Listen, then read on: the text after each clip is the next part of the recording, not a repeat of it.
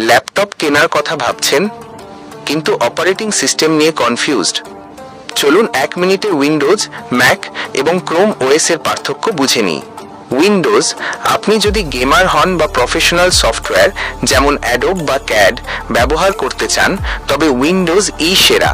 এর hardware option অনেক বেশি এবং সব বাজেটের মধ্যেই পাওয়া যায়। ম্যাক ওএস, যারা এডিটিং, গ্রাফিক ডিজাইন বা কোডিং করেন তাদের প্রথম পছন্দ ম্যাক ওএস। এর পারফরম্যান্স অত্যন্ত শক্তিশালী এবং ইউজার ইন্টারফেস খুবই সহজ। বিশেষ করে আপনার কাছে আইফোন থাকলে অ্যাপল ইকোসিস্টেম আপনার জীবন সহজ করে দেবে। ক্রোম ওএস, আর আপনার কাজ যদি হয় মূলত ইন্টারনেট ব্রাউজিং, অনলাইন ক্লাস বা অফিসের ছোটখাটো কাজ, তবে ক্রোম ওএস বা ক্রোমবুক আপনার জন্য সেরা। এটি অত্যন্ত সস্তা, ফাস্ট এবং ব্যাটারি ব্যাকআপ দারুণ থাকে।